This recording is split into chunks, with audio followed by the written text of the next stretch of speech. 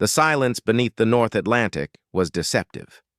Men stood on deck staring into the fog like statues while the wind howled around them. The waves crashed with ancient anger, but their eyes were fixed on the gray nothing ahead. Somewhere beneath them, something was moving, something quiet and deadly, something that had already taken dozens of ships and thousands of lives. These were the U-boat hunters, elite crews aboard destroyers, corvettes, and frigates, tasked with the impossible mission of tracking and destroying the invisible killers of the sea. They hunted German submarines with sonar radar and raw instinct. But this was not a battle of machines. It was a battle of wills, of nerves, of patience. It was a game where one mistake meant cold death. This is the story of the men who hunted the hunters, and the moment when the cold sea claimed them. It was the winter of 1943, the turning point in the Battle of the Atlantic. Convoys carrying food oil and weapons from North America to Britain were being ambushed by German U-boats in wolf packs. These submarines were silent predators lurking beneath the surface, waiting for nightfall to strike. Merchant ships exploded without warning, torpedoes split hulls open like tin cans. But the Allies had grown wiser. They had cracked German codes. They had better sonar, better depth charges, better air cover. And they had brave men riding small warships escorting the convoys through the most dangerous waters on Earth. They called themselves the Black Pit Sailors because they crossed the middle of the Atlantic where no planes could fly and no help could reach them. If you were hit there, you were gone. HMS Kite was one such ship, a British sloop outfitted with anti-submarine weapons. She was fast maneuverable and deadly when her sonar hit the mark. Her crew was tight. Young boys mixed with veterans who'd seen the worst of war. They joked, they smoked, they cursed the cold.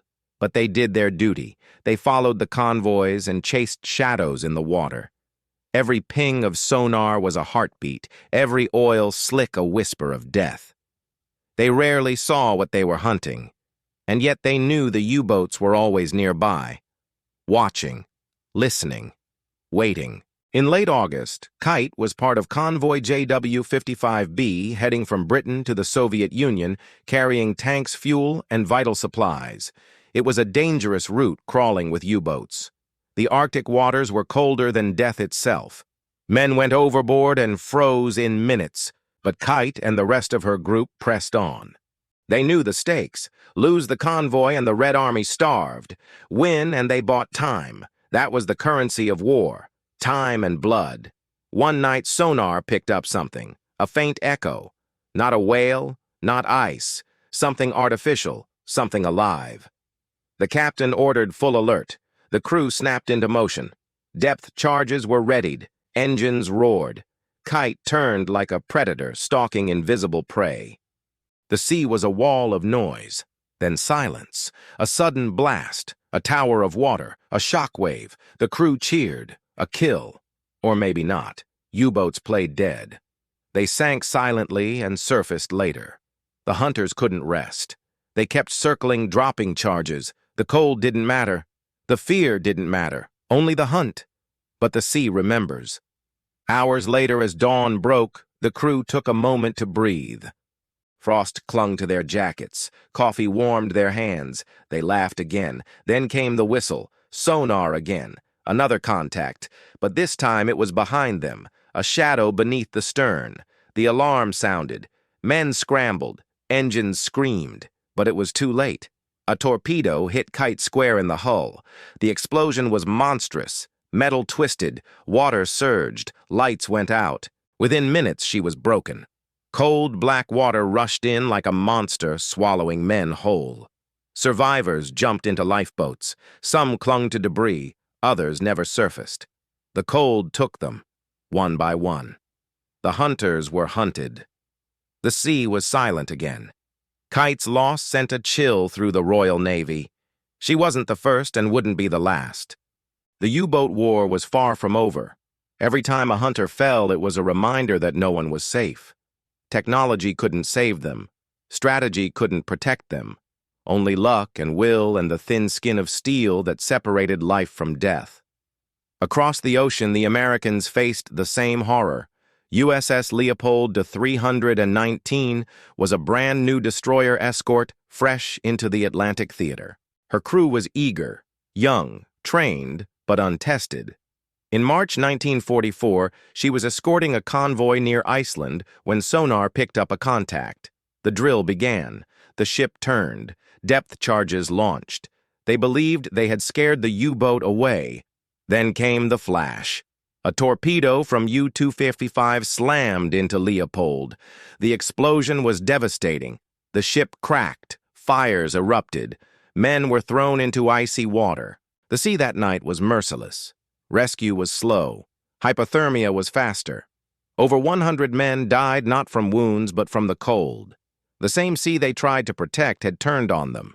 The hunters had become the prey. These stories repeated across the war. HMS Gould, USS Frederick C. Davis, HMCS Shawinigan, each one a hunter, each one gone. Some vanished with barely a signal. Others fought until the end. But they all shared the same fate. Cold steel, deep sea, silent death. And yet they kept going. Why did they keep going? Because they had no choice. Because the convoys had to get through. Because somewhere someone needed that food, that bullet, that hope. Because giving up meant surrender. And because they believed that hunting the U-boats was more than strategy. It was vengeance. For the Lusitania. For the merchant sailors burned alive. For the children lost at sea. The Battle of the Atlantic was the longest campaign of World War II. It was fought not in trenches or cities, but in endless ocean. It was fought not just by generals, but by sailors with frostbitten fingers and hollow eyes. Over 70,000 men lost their lives. Over 3,000 ships were sunk. But they kept coming, kept sailing, kept hunting, even when the sea claimed them.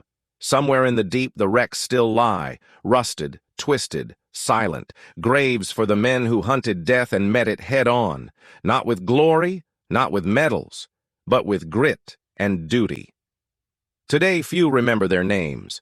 Few speak of the cold waves or the silent sonar pings, but they should.